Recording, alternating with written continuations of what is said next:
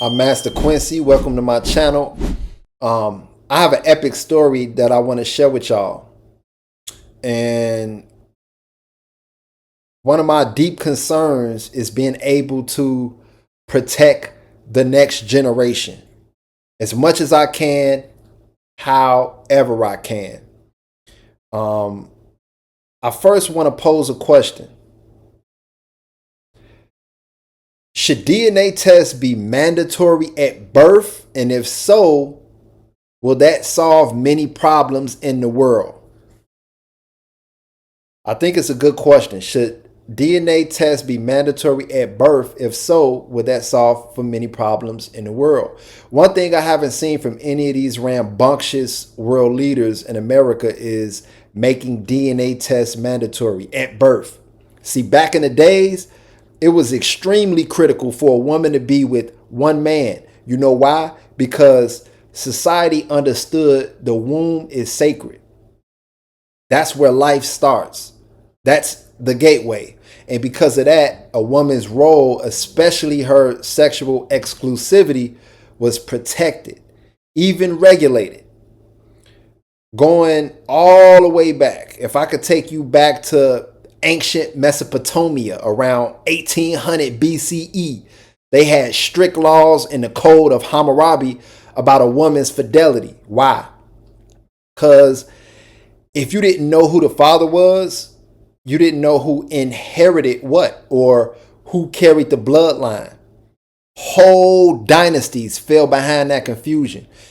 Even in ancient Greece and Rome, women were expected to remain loyal to one man, sometimes even forced to remain loyal to one man. While men were often given more sexual freedom, not because it was fair, because life ain't fair, but because the system prioritized lineage clarity. It's more about what's more natural. It's tied to our biological nature, and what's more natural is real. And I like things that are real, 100. That's why women were kept sacred. That's why society, whether you like it or not, placed women in a protected class. Because if women was out here getting passed around with no boundaries like in today's time, then guess what? Ain't no bloodlines, ain't no legacies, ain't no damn civilizations. Like, that would be crazy, wouldn't it? And don't give me that equality crap without responsibility.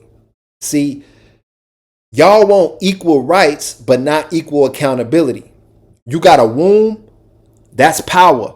And if you abuse it, using it like a scam to trap a man, then guess what? You part of the reason the courts are robbing men blind today. Imagine, and I really want you to use all your vision.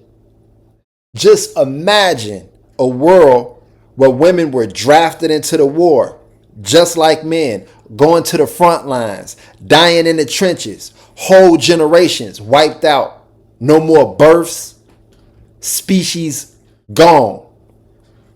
Women were protected not because they were weak, but because they were irreplaceable. And now y'all out here playing games with the sacred power you hold.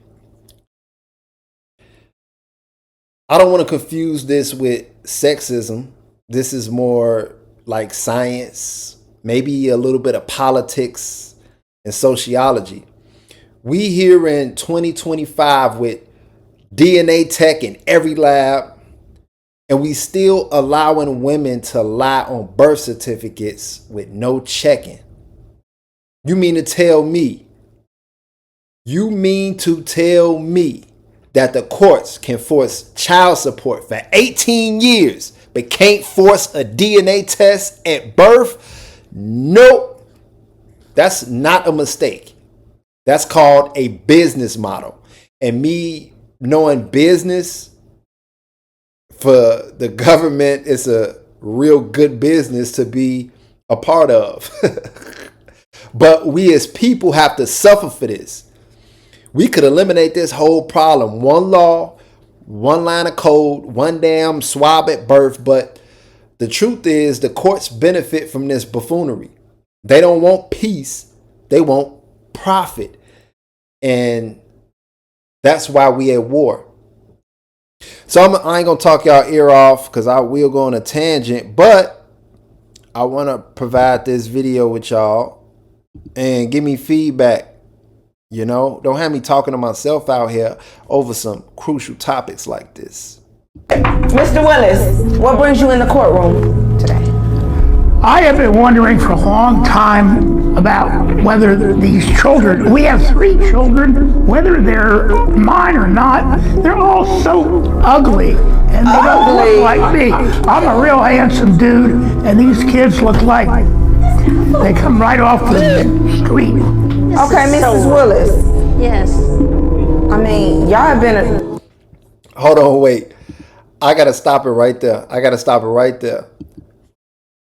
a question for you, old man. Why you wait so long to take her to court for a DNA test if this was always on your third eye? You partially to blame for this. Maybe it was a plot twist. He probably like, I'm going to wait till she could barely walk out of here so she could pass away alone.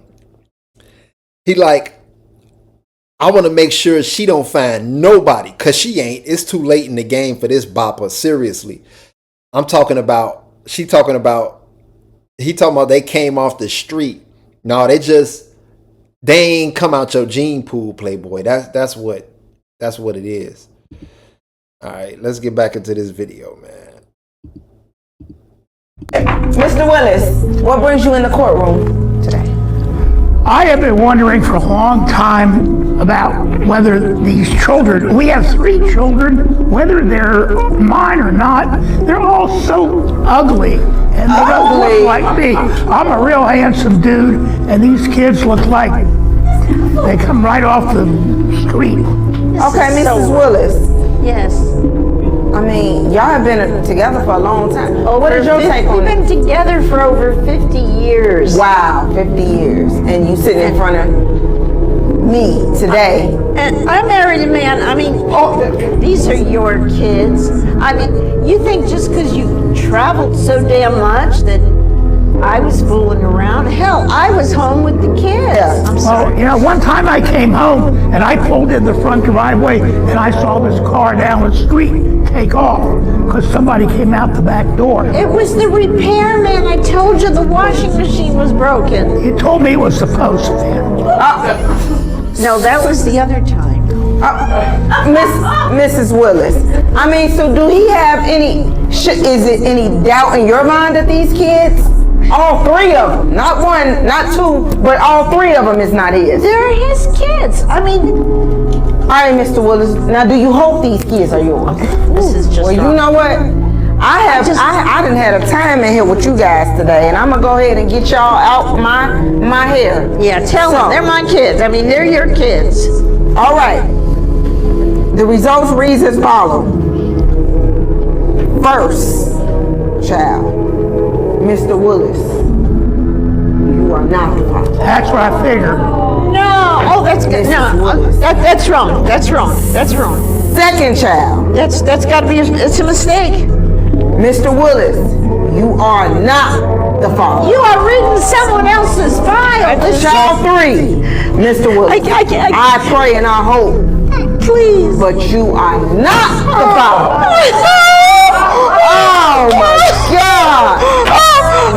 Honey, I love you. Don't leave me. This is wild.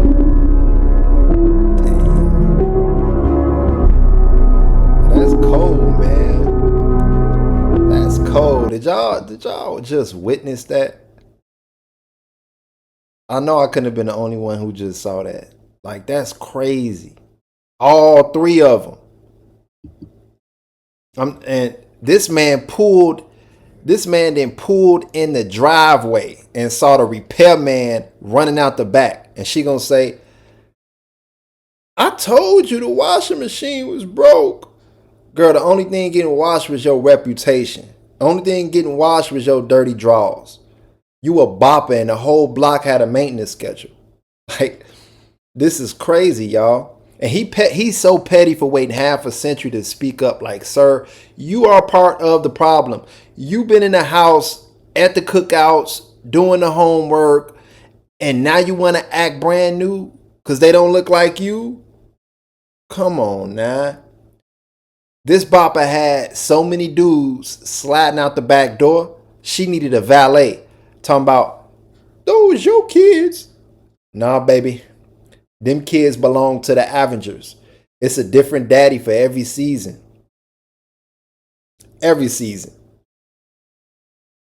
What would y'all do if y'all was in that situation? What would you do if your kids was in that situation? That's why it's all about protecting the next generation. All right, y'all. I don't know who need to hear this, but we got to talk. And I ain't here to play friendly. I'm not here to coddle with nobody. You seen that clip. You seen that courtroom foolishness. 50 years. 50 years of marriage, and this man just found out none of these kids are his. Not one, not two, but all three. I got a question. How the hell do you sit next to somebody for 5 decades, raise children you thought was yours, sacrifice, work, bleed, and grind for your family, just to be told, oops, sorry, Mr. Willis, you are not the father? Really? What y'all think? Should DNA tests be mandatory at birth? Or we just gonna let these boppers ruin the lives of men and the future of these kids? Tap in. I want to know. I really want to know. Are y'all with me or not? Am I tripping or no? Can these questions be answered with some genuineness? There are problems that men have that women will never understand. And there are problems that women will have that men will never understand. On both sides, we have issues that we just won't be able to understand. And we got to be able to live with that. We got to understand that it's a double standard to everything. And we got to be cool with those double standards. You got women out here weaponizing motherhood. And don't hit me with the not all women argument. Not all women. I ain't talking about the ones holding it down. I'm talking about the ones out here playing house with a man's bloodline. That ain't just selfish. That's psychological warfare. That's psychological warfare on the man and the kid. Can we be real for just 1 second? Let's be real. You are manufacturing identity fraud from birth. Imagine growing up thinking a man is your daddy, building your whole life. You building your whole life off of that, and boom, it was all a lie. How can you recover from that? Anybody ever dealt with this scenario? Drop in the comments. What did you do to recover? Help those that are actually going through the same issues. Now, all of a sudden, you mad at the world. Can't trust nobody. And all because your mama wanted to run the streets.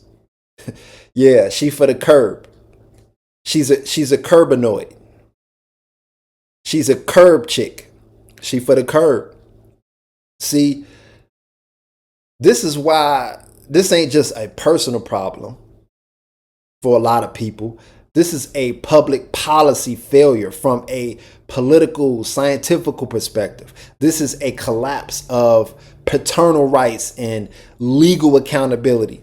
Paternity fraud is real. It's not just betrayal. It's robbery of time, robbery of legacy, and financial resources. You know, over 30% of men tested in paternity cases in the U.S.